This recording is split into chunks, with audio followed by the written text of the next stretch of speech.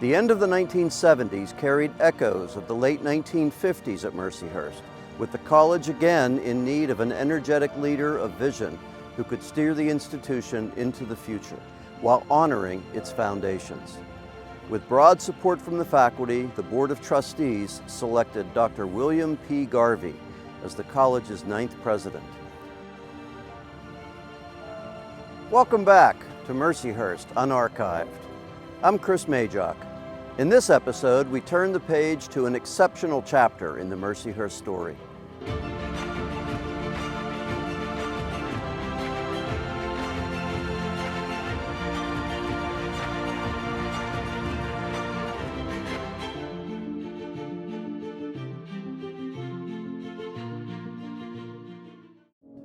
Hired in 1962 by President Carolyn Herman as a history professor, he quickly emerged as a strong leader, by 1970 becoming Mercyhurst's first lay academic dean and later chair of the newly created Criminal Justice Graduate Program.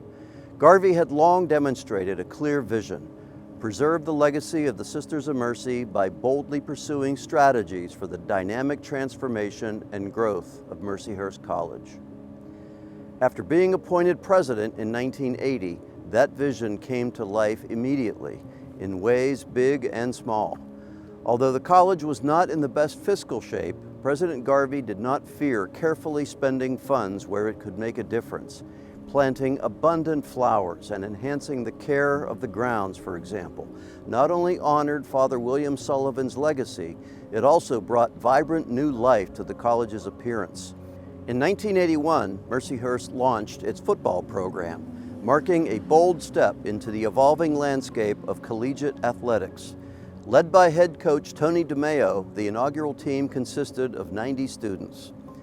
Recognizing the growing demands on student athletes, Dr. Garvey and DeMeo collaborated to create a new support role, the academic athletic advisor.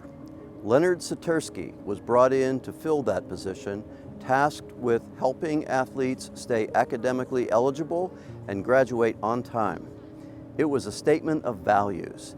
Athletic excellence would never come at the cost of Mercyhurst's high academic standards. While an evolving athletics program brought opportunities for growth, Mercyhurst College was also embracing the emergence of digital technology that was beginning to reshape the culture. In 1982, Mercyhurst opened its first computer center in the basement of Preston Hall. Funded by a federal grant with support from local business partners like Hammermill, Erie Insurance, and Zurn Industries, the center housed a Hewlett-Packard 3000 system and terminals campus-wide. Led by Dr. Detmar Straub, the computer center revolutionized operations, and with the help of longtime valued employees Sheila Richter and Tom Billingsley, began modernizing admissions and registration as well. By the mid-1990s, Mercyhurst's digital transformation would hit full stride, connecting to the internet, adding a state-of-the-art Pentium lab in Zurn Hall, and in 1997 launching the college's first website, ushering in a new era of digital connection with the world. Throughout the 1980s and into the following decade, a wave of new academic programs marked a period of fresh dynamism at Mercyhurst, while also honoring the Mercy Sisters' pioneering spirit. In 1985, the college launched its sports medicine program, emphasizing athletic training, wellness, and pre-medical studies. Led by young faculty like Brad Jacobson, the hands-on curriculum partnered closely with Mercyhurst's athletic teams, enhancing both academics and athletics. The next year, Mercyhurst's Human Ecology Department introduced its fashion merchandising major, blending design, marketing, and business into a dynamic, multidisciplinary program. In 1992, urged by former FBI Deputy Chief of Counterterrorism, Robert Hybel, President Garvey pursued a bold new academic frontier with the launch of the Research Intelligence Analyst Program, RIAP. It began when Garvey's fellow history professors, Alan Belavaric and Michael McQuillan, traveled with Hybel to Washington, D.C. to meet with officials in law enforcement and intelligence agencies. There, they proposed the possibility of Mercyhurst establishing an academic program to train research analysts. The idea was received with enthusiastic support. Encouraged to situate the program in the history department, the RIAP curriculum combined a strong Mercyhurst liberal arts education with real-world analytical skills. The first undergraduate intelligence program in the nation, by 2004, RIAP had blossomed into its own department under the leadership of Dr. James Breckenridge.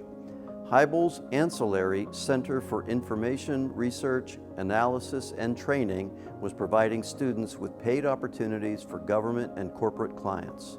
Soon, a master's in applied intelligence was laying the groundwork for the Ridge College of Intelligence Studies and Applied Sciences.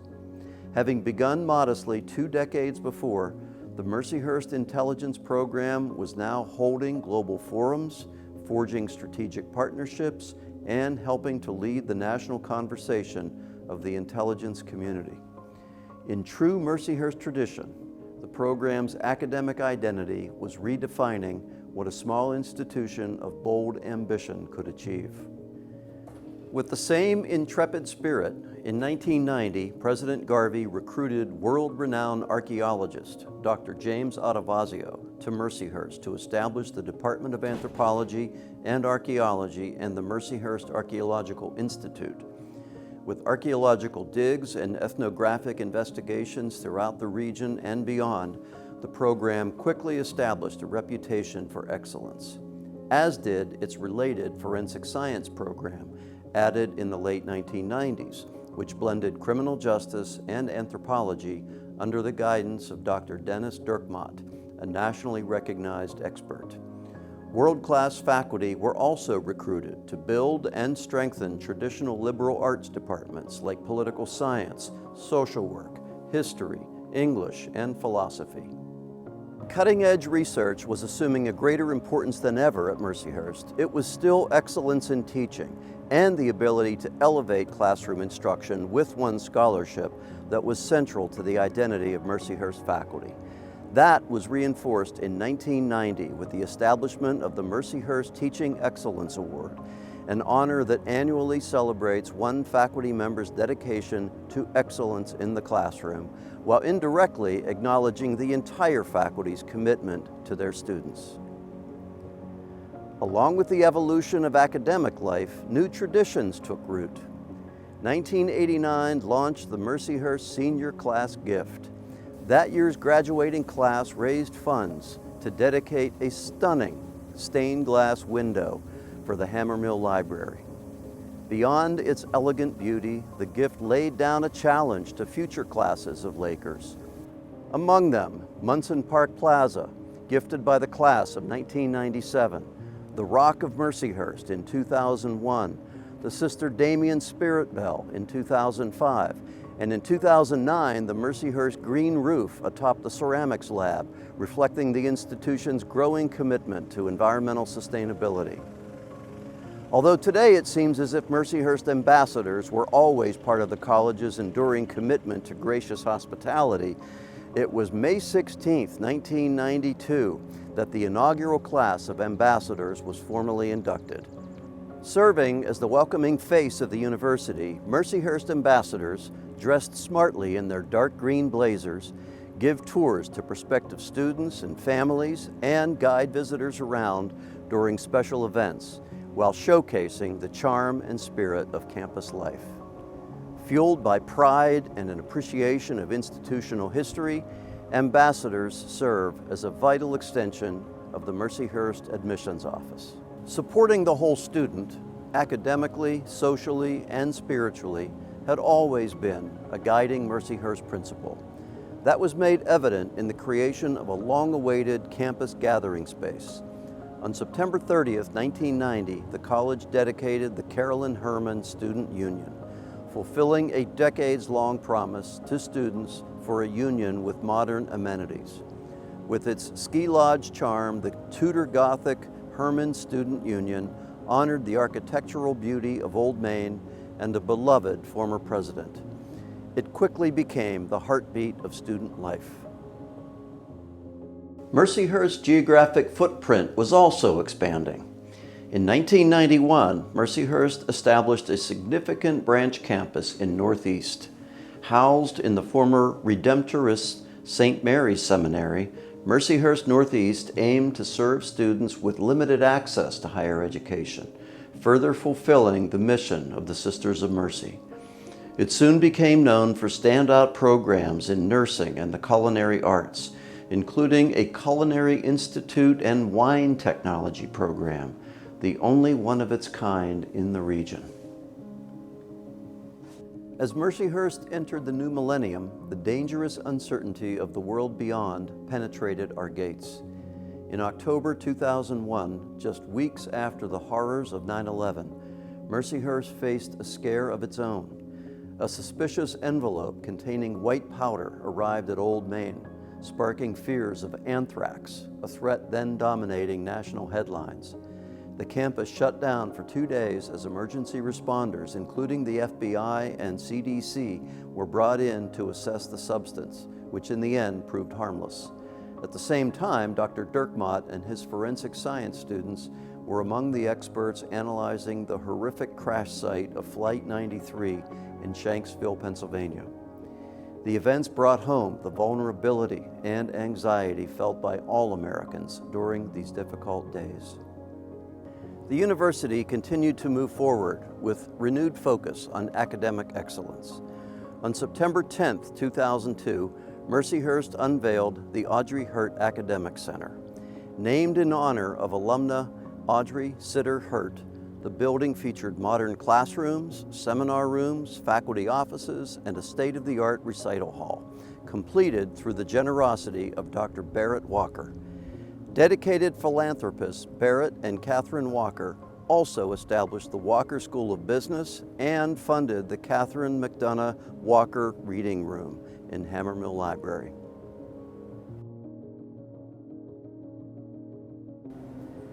After nearly 25 years at the helm, in the fall of 2004, President William Garvey suddenly faced serious public allegations of sexual abuse.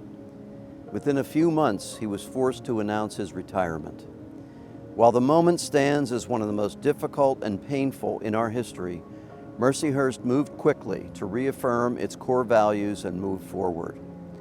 In the spring of 2005, Dr. Michael J. McQuillan was appointed interim president.